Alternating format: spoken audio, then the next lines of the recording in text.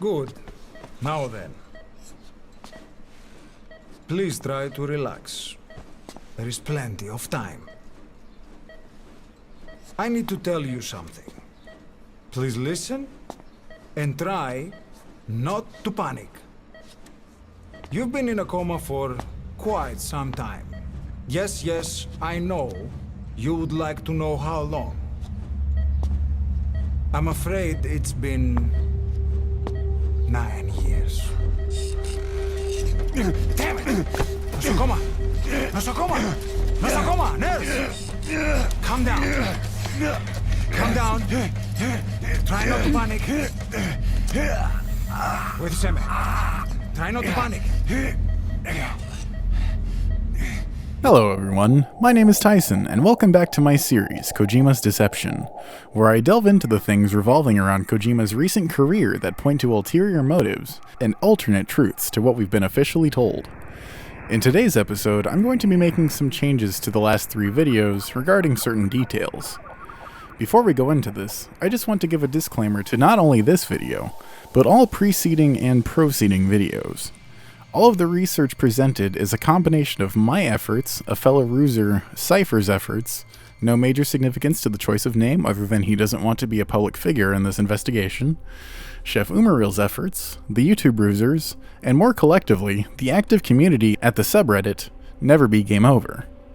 Granted, there's a lot of shit to pick through on NBGO, but that's kind of what you get when you cram 8,000 plus people into a subreddit. Not every theory is going to stick. Without any further ado, let's roll the intro.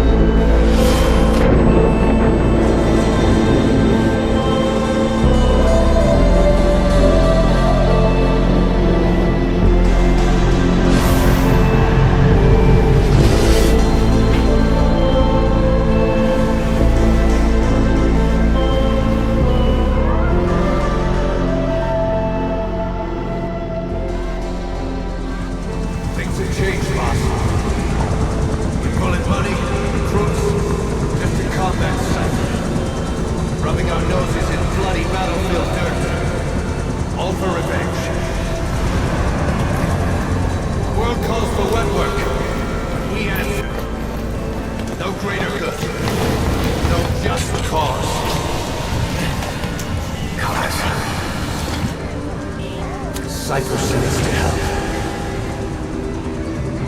But we're going even deeper. I know. We're the dead.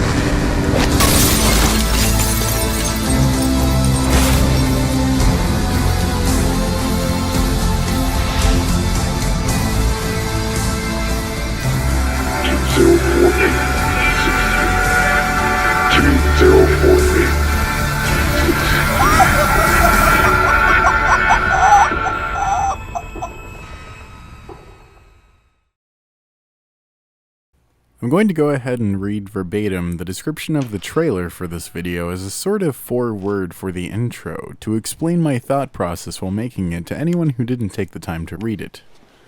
I wouldn't blame you, I almost hit the character limit of 4,000 characters, and part of the reason I felt compelled to start these videos was to have a theory channel talking about this topic that actually, talked aside from an intro/outro. So, here it is, my letter to you all. Enjoy. So, I wanted to do a special introductory for the next episode of Kojima's Deception, as it has been my most popular series, as well as my favorite series to make. It has given me an outlet to create something that has far exceeded the scope I had for this channel, and it has given me a new hope for humanity as I watch us all come together uniting over the boss, aka Hideo Kojima's goal of uniting the world. So thank you, Kojima-san, and thank you all for coming back time and time again.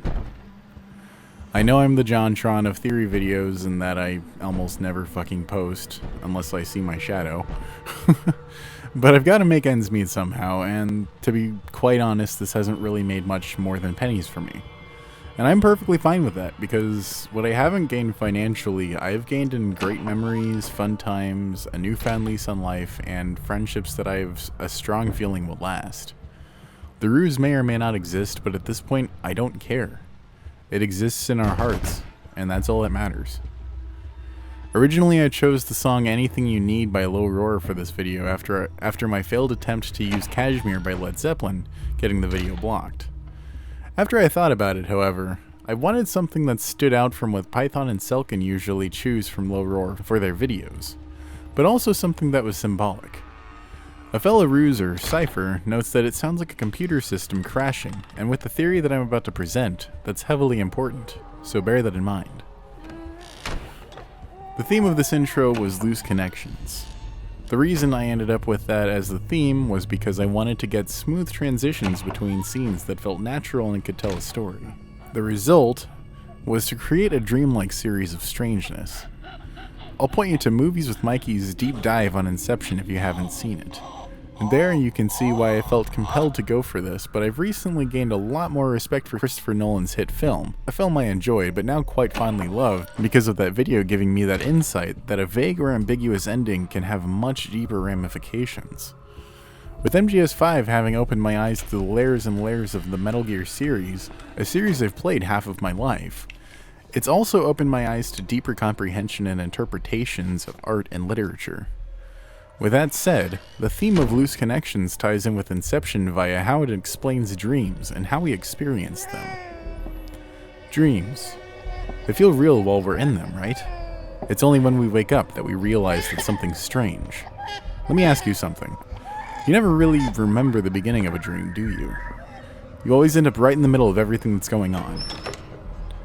With the theories that MGS5 and potentially not only the MGS series, but the whole Silent Hill series being VR tied to Death Stranding, I wanted to not only have a video that visually represents that, but also a video that visually represented what it's like theorizing between these two games, while also semi-representing the theory of separate layers to Death Stranding's virtual space. Metal Gear Solid V is a big boss simulator. You play as someone brainwashed to be Big Boss, essentially simulating him. David Hayter, aka the real Snake, was replaced with Kiefer Sutherland, a similar voice to an aged Big Boss, but still only a simulation of the real Snake. Venom is essentially the OG Vape King with the Phantom Cigar, the world's first e-cigarette designed to burn a blend of various medicinal herbs, whereas the one true Big Boss smokes nothing but the genuine article, real cigars. In Ground Zeroes, Kiefer and Robert voiced Solid and Liquid Snake, two characters that shouldn't exist in this era. The music isn't composed by Harry Gregson Williams, but by a student of Harry's who was coached by Harry to make the soundtrack sound as similar to the Metal Gear Solid style as possible. But it was still just a simulation.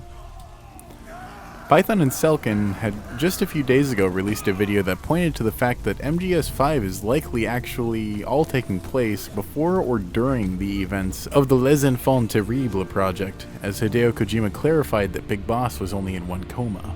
With the facts that for some reason Venom is not only aware of Solid and Liquid Snake, but also their futures, Wouldn't it be more likely that none of what we see in MGS5 is happening in real time, but rather a simulation from Grey Fox's brain? Think about it. Python and Selkin have pointed many times to the fact that Grey Fox is constantly dealing with an intense identity crisis. Wouldn't it make sense that his memories are just as fucked up as his sense of identity?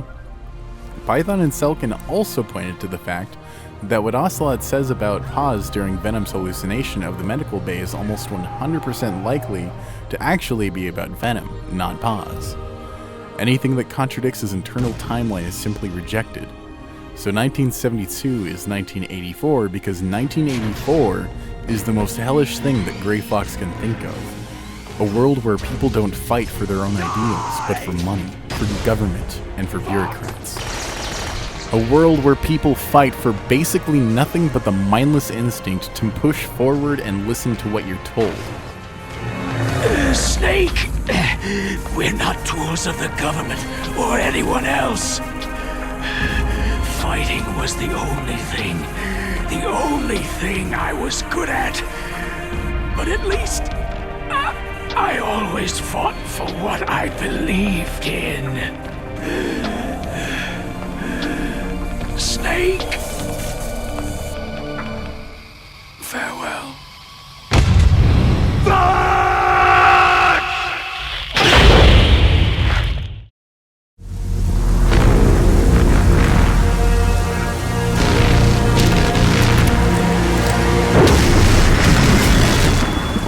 Kept you waiting, huh? So first and foremost, I want to start with some revisions to things that I had previously stated in videos that I don't necessarily agree with or are just factually incorrect. We'll start with one that has probably been bothering a lot of people. 204863 is not a code for Jareth. Clever as that seemed to me at the time, it was data mined that you were actually supposed to whisper Jack during the puzzle that requires you to whisper his name. With that said, the protagonist of DS isn't even named Jack, he's named Sam. Here you can see it in this clip of inverted audio from PT that shows the voice saying, "I walked until I stood one pace before Jack."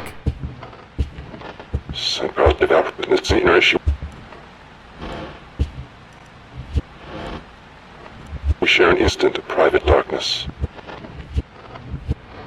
I walked till I stood one pace before Jack. One thing to keep in mind is that Jack is a nickname for John. We'll go further into the connections later in the video, but what I thought was important was correcting myself on the 204863 enigma. What's worse is that a fan actually told me about this in a comment, but I wasn't quite all the way caught up with everything as far as NBGO and the subreddit at the time of making part 2, and especially not part 1. On top of this, according to Python Selkin's analysis, 204863 might actually be the coordinates to the Bermuda Triangle, which was further hinting at the time that Death Stranding might be taking place in multiple universes, which has since been confirmed as of the third trailer. Depending on the negatives and order of the numbers, you'll get different locations across the globe that correspond to locations known to be attached to the MGS series, or real-life events that have been tied to the MGS series.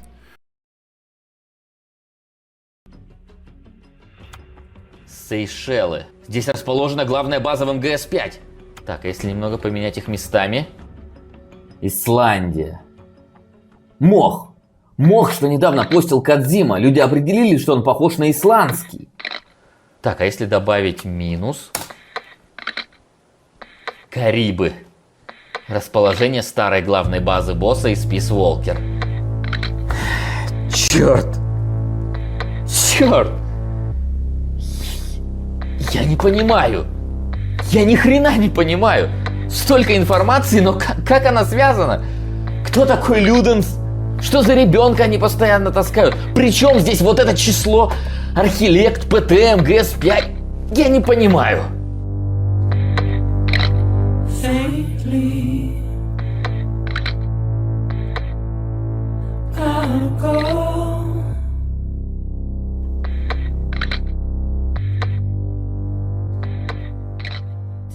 There are other possibilities of the meaning of 204863, including Kojima's birthday of 082463, but we'll get to that in a little while when covering a different topic. There were also a few translations I attempted to make using Google Translate, which turned out to be a massive mistake as it wasn't accurate once. I ended up with several comments from viewers around the world correcting the translations for me, even expanding on other potential translations since certain words translate differently in different contexts.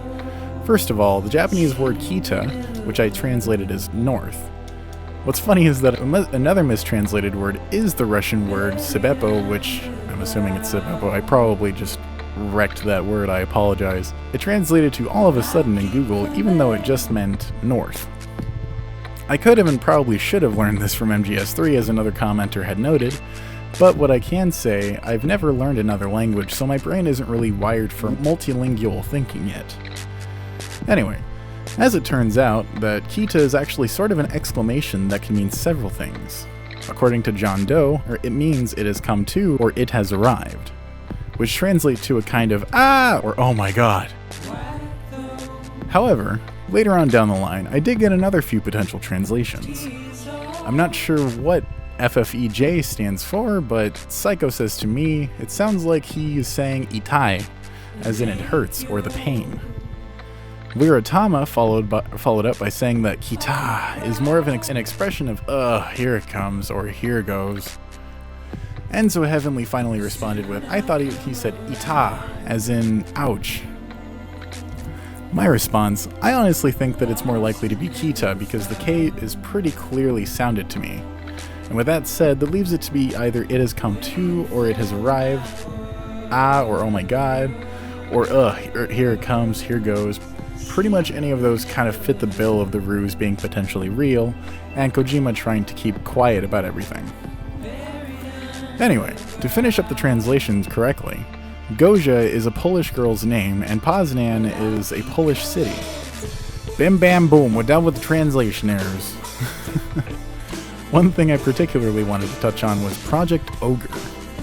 In part 1 I had stated that it was the working title for the Fox engine, but at this point, I'm not so sure about that.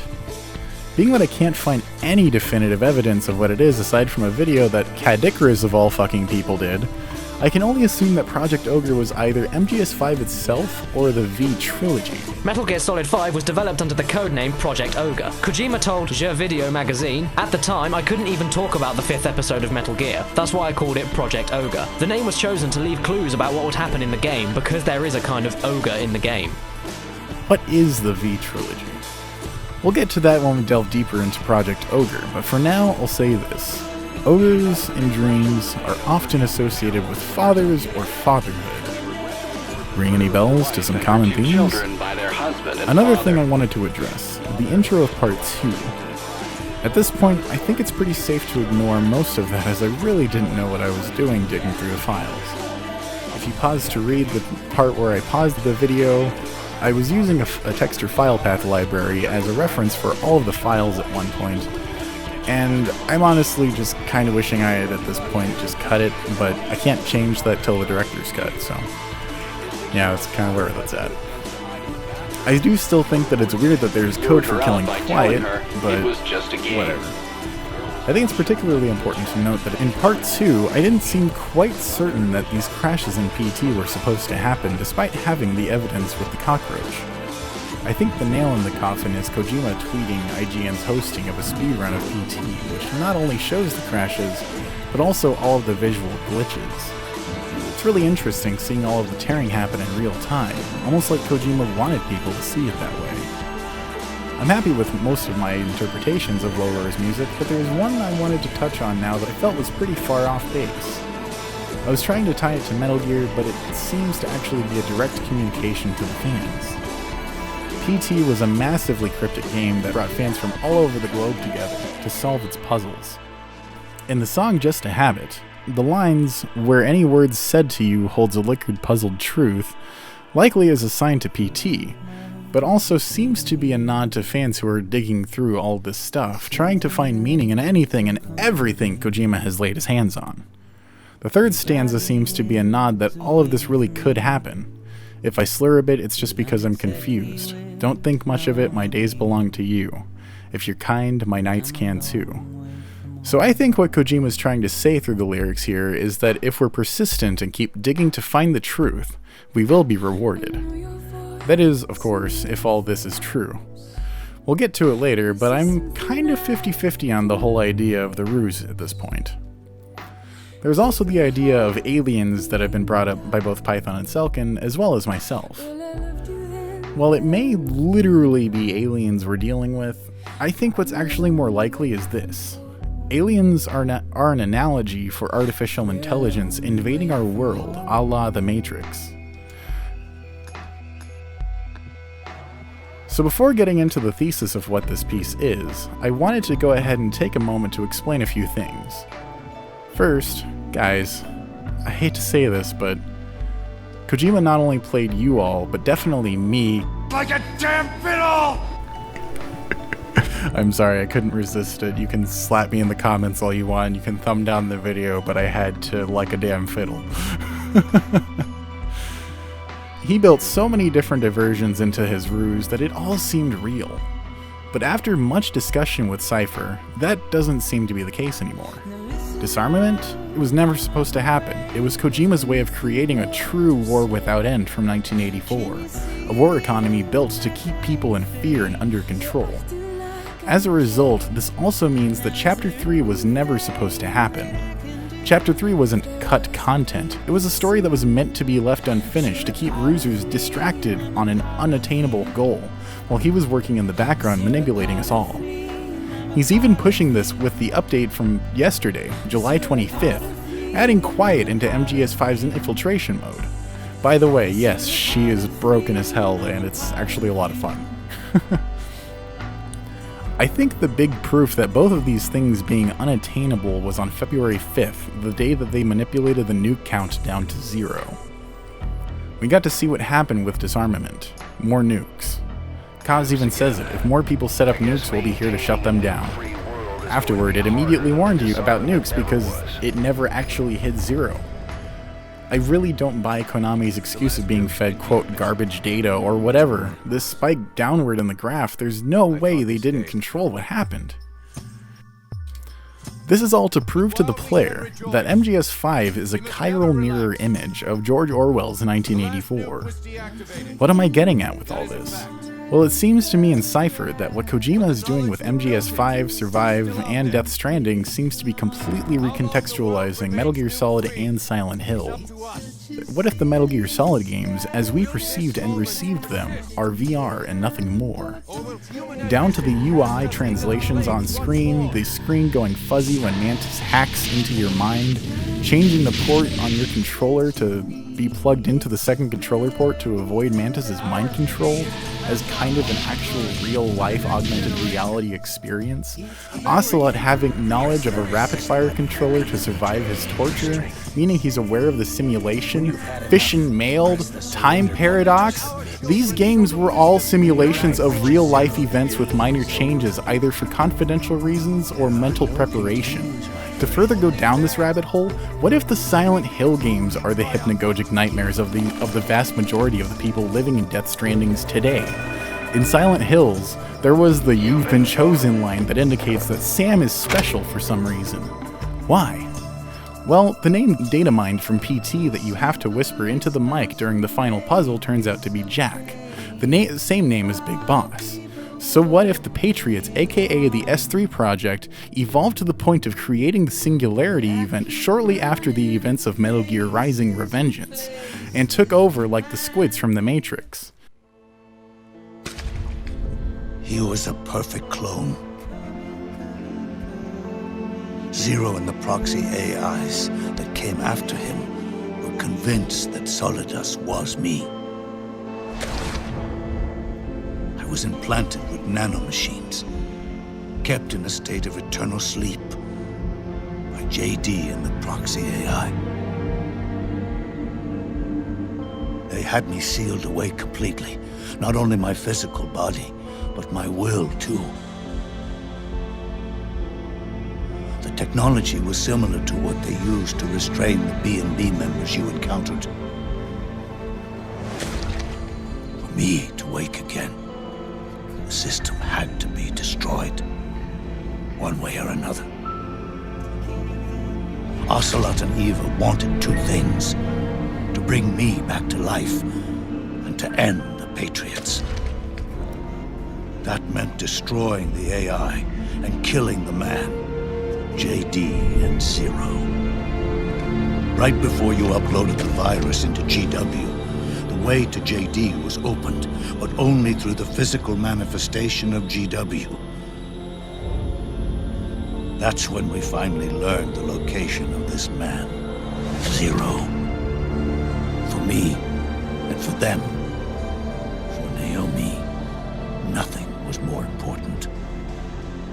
And it was for that they put their grand scheme into motion. Eva stole my body from them and reconstructed it by replacing the missing parts with pieces from liquid and solidus. And Ocelot, in order to fool the system, used nanomachines and psychotherapy to transplant Liquid's personality onto his own. He used hypnotic suggestion to turn himself into Liquid's mental doppelganger. For all our advances in nanotechnology, information and genetic control, they've never managed to control people at will, let alone turn one person totally into another. There was nothing left of the boss's noble will in their struggle. All that remained was hatred, a passion to destroy one another. Big Boss returned to the U.S. with a plan in mind, and once again assumed command of Foxhound. In Outer Heaven, and then Zanzibar Land, Big Boss plotted coup d'etat against Zero. But you, Solid Snake, his own clone, foiled his efforts both times. Big Boss and Gray Fox, Frank Yeager, were left near death. Zero recovered their bodies. Frank Yeager's entire body was reconstructed through surgery, and he was reborn as the cyborg ninja. Big Boss, now a vegetable, became a prisoner of Zero even in death. For Zero, more than anyone else, your father was an irreplaceable icon. No, the truth is, for Zero, he was an irreplaceable friend. After Big Boss's betrayal, Zero could no longer believe in something so uncertain as life. He lost his belief in everything: nations, organizations, individuals. Zero was no longer willing to place his organization in the hands of the next generation. Instead, he set up a network of AIs, a decision-making system formed from all the information he had accumulated. He built 4 AIs, GW, TJ, AL, and TR, as sort of a digital Mount Rushmore, and 1 core artificial intelligence to unite them, John Doe. GW. The same GW we destroyed 5 years ago. The same. Ever since GW was cut off, JD and the other 3 AIs have controlled all information on every aspect of global society: economics, politics, law, morals, and culture. The war economy is no exception. In the shadow of the system and its complete control over the world, Big Boss isn't allowed to live or die. He's trapped for eternity in a brain-dead prison. To bind himself to his friend, to ensure his rule over the world, Zero transformed Big Boss into an icon, neither living nor dead. Sounds almost like a religion. Naturally, Ocelot and I planned to free him from Zero's prison. We enlisted Naomi Hunter, an authority in the field of nanomachine research, into our organization. And we used Frank Yeager to kill Dr. Clark. Ocelot tortured the DARPA chief, Donald Anderson, also known as Sigint, to death, and made it look like an accident. The Shadow Moses incident. With Paramedic and Sigint dead, Zero was the only one left. But we too paid a price. I lost Ocelot. Ocelot wasn't fighting for the Pentagon or the Russians, and certainly not for Zero. He was fighting for Big Boss. He idolized him it all starts with virtual reality, the latest new craze that everyone's been going nuts over. That just goes further and further until S3 is using VR to control our minds in a hypnagogic state, putting us all on life support for social sanity. Ironic, since this means the machine definition of society means it doesn't exist anymore. Before this, though, look back at MGS4, showing that kids were playing war games that they thought were cool, then reality came crashing down. Naomi, what happened in the Middle East?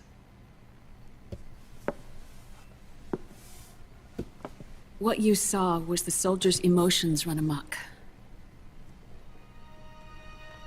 Another product of the system.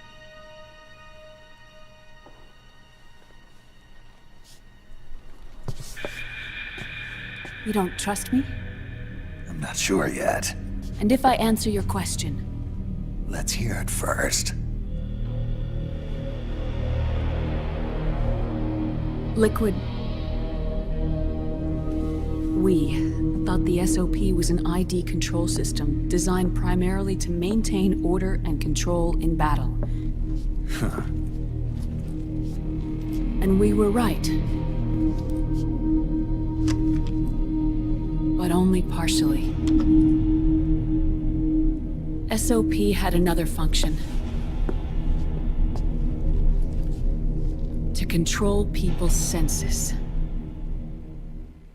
The goal was to release the soldiers' nanomachines from the system, but we didn't know about the mental control. And the nanomachines went berserk? No. Our test was a success. At least it confirmed our hypothesis at the time.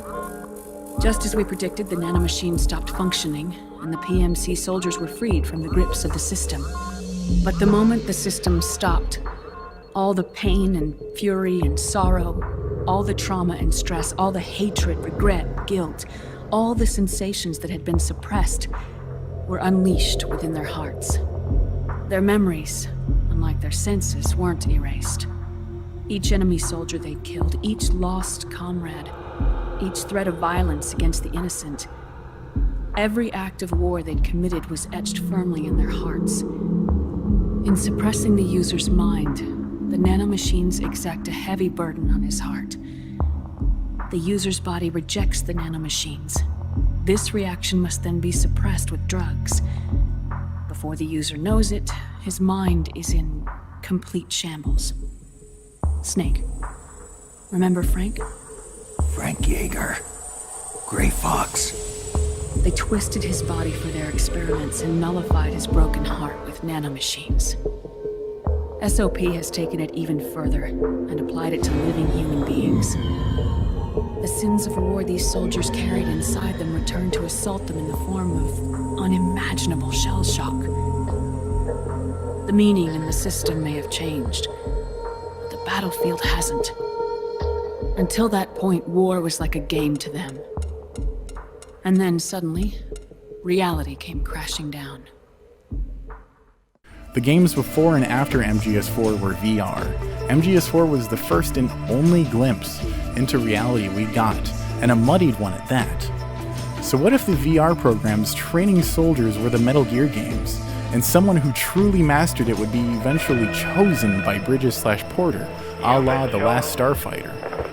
Only the twist being that the games are experiences of people being relived from their memories, altered as mentioned before, kept in their harvested brains and on repeat for all candidates to, quote, play. One detail that I noticed from NBGO is that MGS5 is one of the first games in the series to use fake gun models despite being based on real guns. Supposedly it's to avoid paying royalties, but A, MGS5 had a huge budget, and B, Peace Walker also used the fake gun names. It's weird considering that every other game in the series back to Metal Gear 1 used real gun names.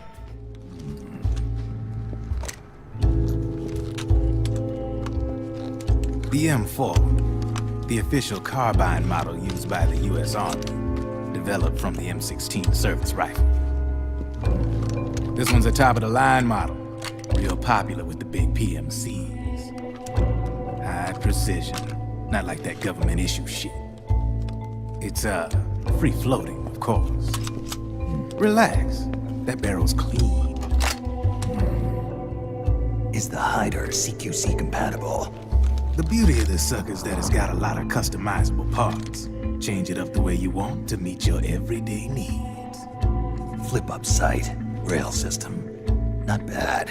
Yeah, well, you know, I get a lot of noobs around here. But MGS5 and Peace Walker don't, so it just reinforces that Peace Walker was a VR mission as well, with the pseudo-historical Monster Hunter battle, the pause J-pop Metal Gear battle, or even finding the false ending where the mammal pod gets taken over by the, quote, spirit of the boss, to drown itself to prevent nuclear fallout. One of the biggest questions of the story is, who we're actually supposed to be playing as? Whose PTSD nightmare are we experiencing in Death Stranding? We're unsure, but Cypher and I think that we're either experiencing this as Jack, aka Big Boss, or the Joy, aka the Boss. Peace Day never came. Every morning I wake up expecting it to come, but it is always 3 days away. That cannot be it. I have not woken up at all. It is just a dream. It is all a dream. I am in it, and you are in it too. I am the dreamer, but you are having my dream. Do you get it now? You do, don't you? Peace Day never came. Part of me wants to say I'm unsure if the player is actually experiencing what's happening in Death Stranding, but I'm almost entirely certain that it is in fact another layer of the simulation. Here's a quote from Metal Gear Survive, Konami's black sheep of the day. One journey will end in purgatory, but let us pray that they who travel the depths of hell will this time reach paradise. Death Stranding's underwater sequence was referred to as Purgatory, where you can explore outside of your body, collect your things, and return to the present as death is permanent and what effect it had on the world, i.e. those massive creatures detonating, creating a black hole. If the underwater world is Purgatory, could the main realm be hell? Metal Gear Survive, as Python and Selkin had noted, has many allusions to Dante's Inferno, such as the layers of hell, not to mention the obvious allusions to Death Stranding via the water in the sky. No, that isn't metallic archaea. That's your character's mind creating yet another explanation for an unexplainable phenomena. This happens all throughout MGS5 in the form of Venom's many hallucinations. For more information on all of this, you should definitely watch Python and Selkin's ultimate analysis for MGS5 and any other analyses they have released since then. As usual, you can find the playlist in the top card in the corner or in the description with this series, as well as their analysis and source of materials of discussion. I'm going to go further into this in the following videos, but I wanted to clarify what Cypher and I think Kojima is going to do with Death Stranding's story. It seems to us that Death Stranding is going to be a 3-layered world consisting of Purgatory, Paradiso, and Inferno, all outlined in Dante's Inferno and actually furthermore the Catholic Church. Essentially, it seems like Death Stranding is going to be a VR world similar to The Matrix, but using Dante's Inferno as a basis for the environments, while also using science to explain the strangeness. Paradiso seems to be where we see Sam with his suit, while Inferno seems to be Sam being naked. Speaking of things being naked, Kojima? Seriously, if you're not involved with Konami, explain how and why you were allowed to use the name of Konami's flagship series that you're no longer supposedly legally allowed to use the namesake of. Alright, last section before we go. I'm going to go ahead and give my interpretation of the 31st anniversary 31 pieces of Metal Gear artwork that Jordan Vogt-Roberts had commissioned for the upcoming Metal Gear movie. There are many things that not only connect to MGS5, but also Death Stranding if you pay close enough attention. First image, we can clearly see an XOF soldier. This should tip you off immediately, considering the only game they've existed in so far, to my knowledge, is an MGS5, so already a good start for connections. The second image is of Gray Fox fighting a Metal Gear Gecko, which is odd.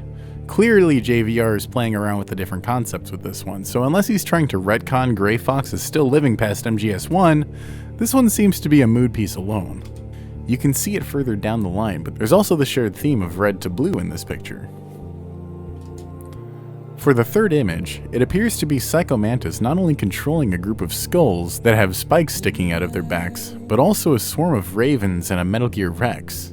If you look closely, there are 3 figures that do not have glowing eyes, aside from Psycho Mantis and the ravens.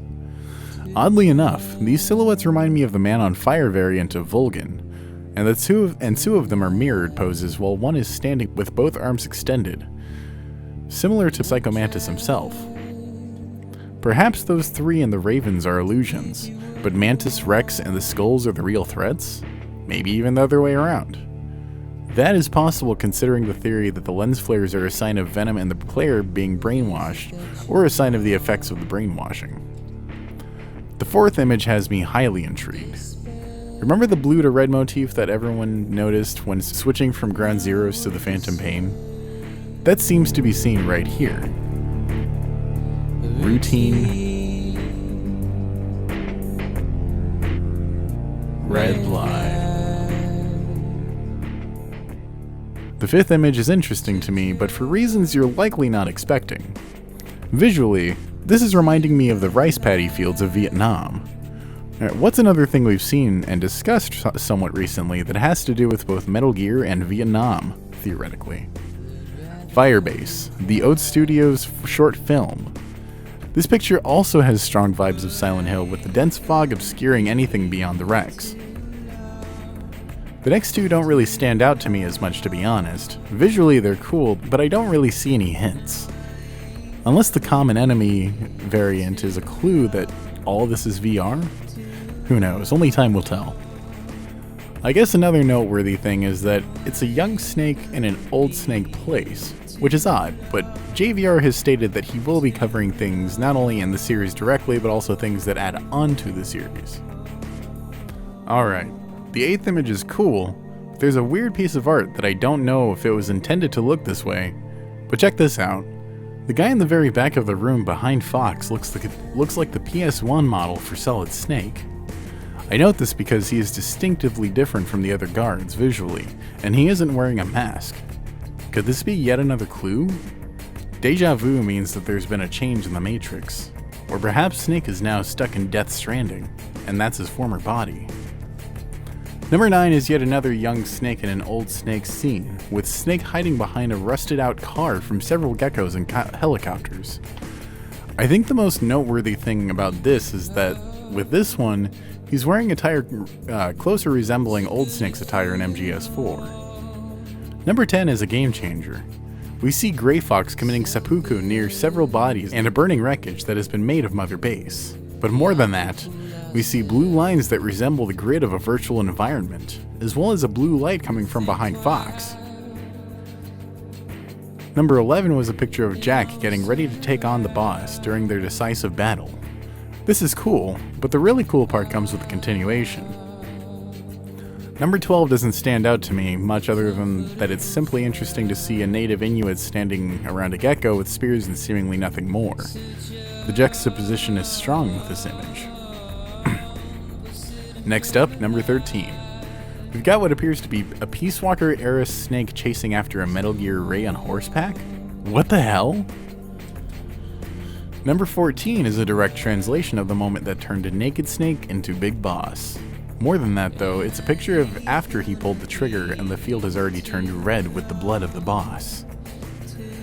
At number 15, we've got a modern setting with what appeared to be American Marines walking near a Rex, as well as a more advanced Hummer. Other than it presumably being Afghanistan they're at, nothing else of note stands out to me, with exception to this figure. I don't know what it is, but it's weird. Perhaps it's Léa Seydoux. At number 16, we've got a picture of Ocelot walking away from the Hind D. What's interesting is the reappearance of the lines resembling virtual reality grids.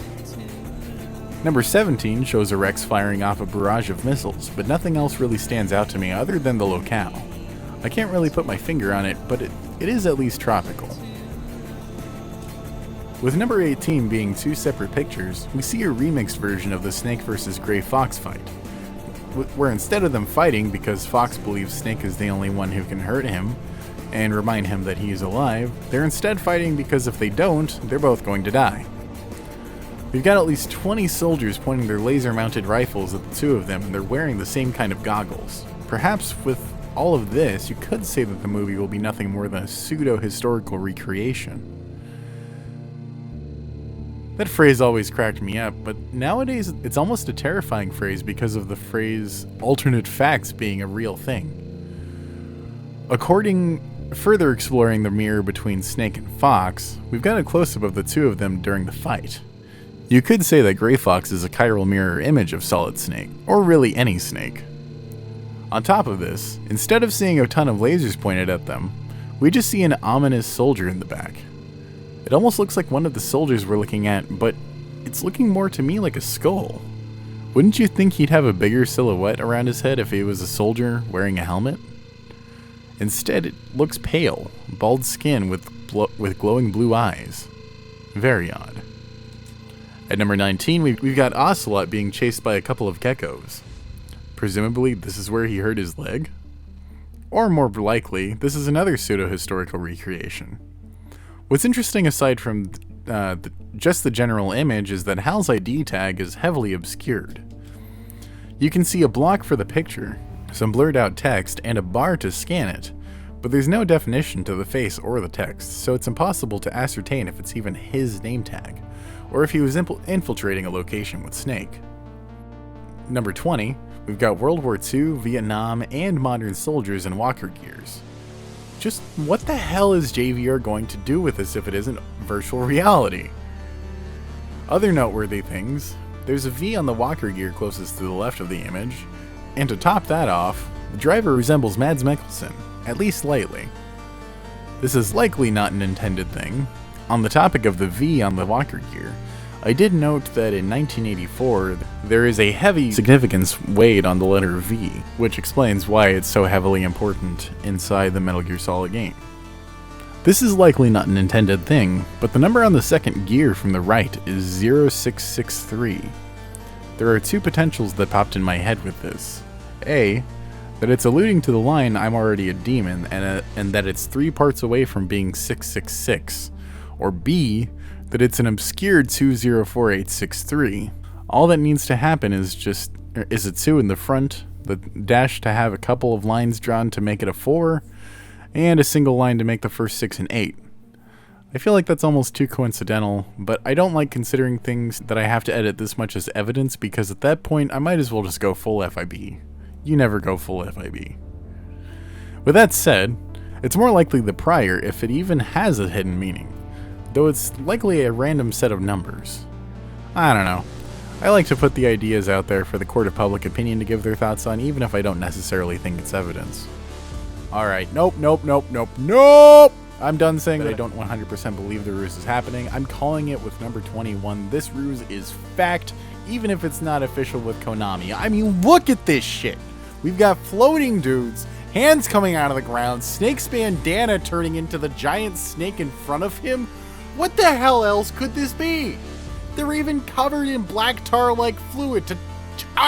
JVR liked a comment that responded to another comment saying that JVR is intentionally connecting the Metal Gear movie to Death Stranding. If that doesn't say red flag, you're fucking blind.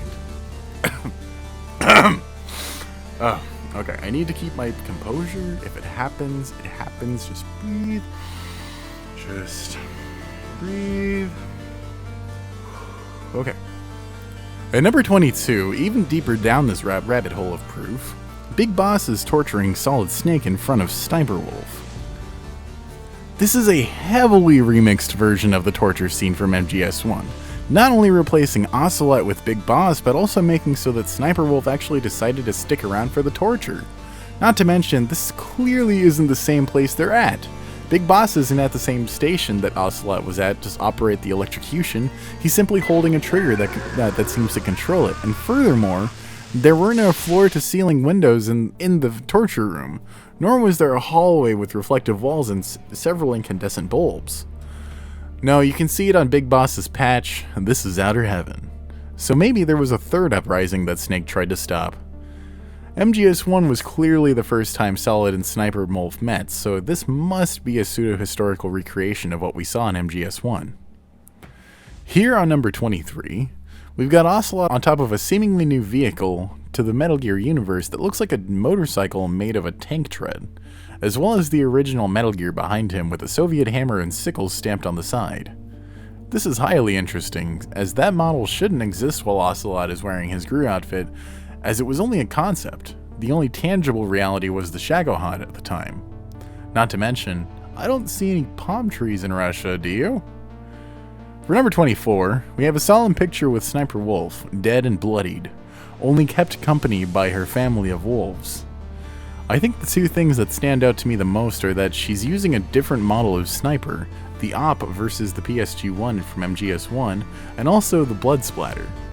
It wasn't like that originally in the game, nor was it like that in the art done for Day 6, so furthermore, it would not have splayed in that pattern from a single gunshot. No, that seems like it was an intentional anomaly within the simulation. Number 25 is another multi-picture piece that shows the chiral mirror between worlds, Big Boss and Solid Snake. Though ironically of the two, I'd say if only one is a lie, Solid Snake's looks more like a lie with the big glowing red eyes and the blade wolves, the quadrupedal robot from Metal Gear Rising, Revengeance, which didn't happen for a good decade or so from the events of Shadow Moses. They're likely both a lie, however, as everything's a lie. At number 26, we've got what appears to be MGS2 form Solid Snake fighting off a swarm of dwarf geckos in the server room, alluding yet again to a mixed timeline caused by the JD proxy AI shutting down. Probably yet another lie, similar to how, in 1984, even when Winston thought he had found a way to start taking the world back from Big Brother, it just ended up being another trap for those who questioned Big Brother, set up by none other than Big Brother's associates, since Big Brother was a straw man idea that really is an analog for a system of government that is built upon deceit, lies, and creating fear to control the masses. We are nothing but sheep to them, waiting to be herded, or lured into a trap. For number 27, we've got what appears to be the likely outfit of Solid Snake, as well as the interpretations of the Metal Gear Solid 2 and Peace Walker sneaking suits. Aside from this, there's the hooded figure on the top left that makes me think of the scrapped art for Chico, as well as the intro to MGS2 when Snake jumps off the bridge onto the tanker, though it clearly isn't Snake because Snake doesn't use swords. Aside from this, we've got what appears to be a literal skull on a skull soldier, a high-tech helmet that reminds me of the hooded figure in the third trailer for Death Stranding, a realistic interpretation of the Genome Soldiers, and a mysterious figure in a blue hooded vest bearing a white XOF insignia. What's weirder is that the hooded figure on the top left and the Genome Soldier both bear the Foxhound insignia. This is making my head spin with the potential implications here, so I'm just gonna go ahead and move on.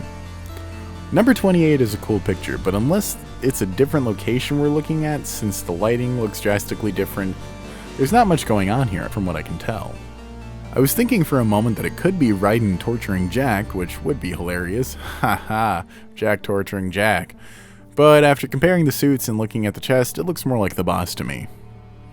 For number 29, other than yet another scene taking place in the Arctic tundra away from Shadow Moses itself, what stands out to me the most from this picture isn't even the picture, but the description JVR gave. In Metal Gear, wild technology is commonplace, but it still needs to be treated with a sense of awe. Wild technology? As an artificial intelligence that has gained sentience? The only example of this we ever saw was with Blade Wolf. This isn't a common thing in the Metal Gear universe.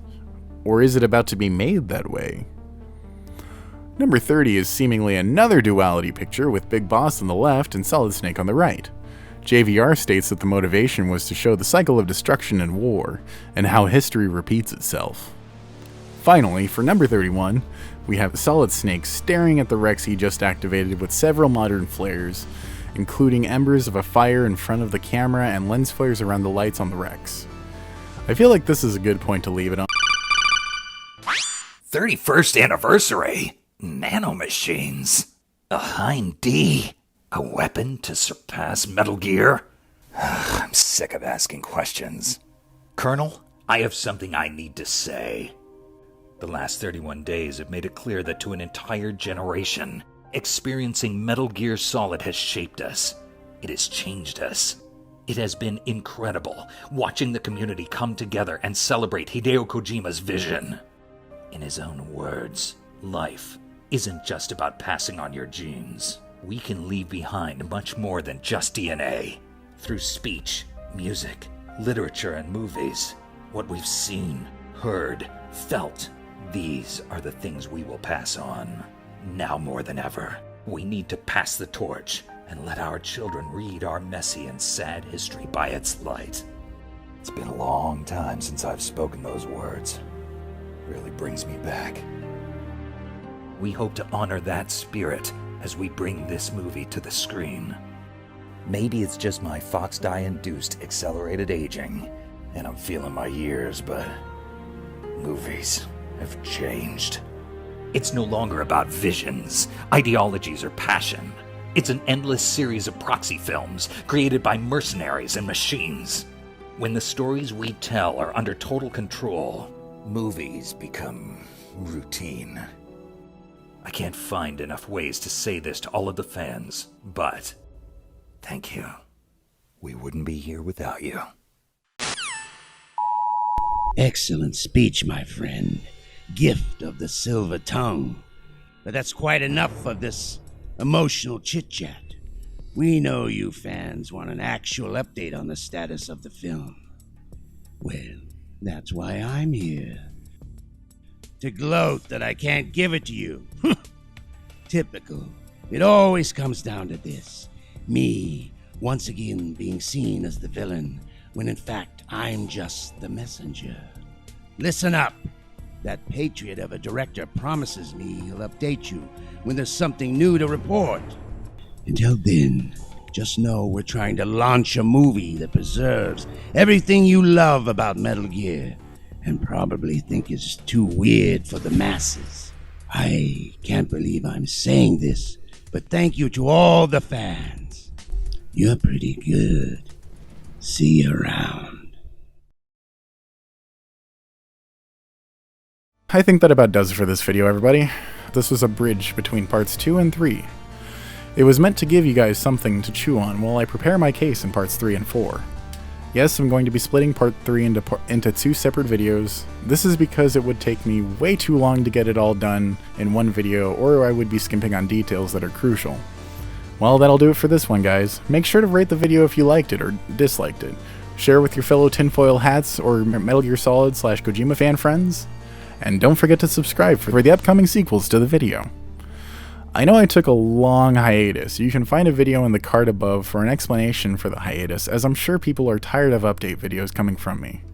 Besides that, I made this channel to get away from my life and just find joy in the things I love.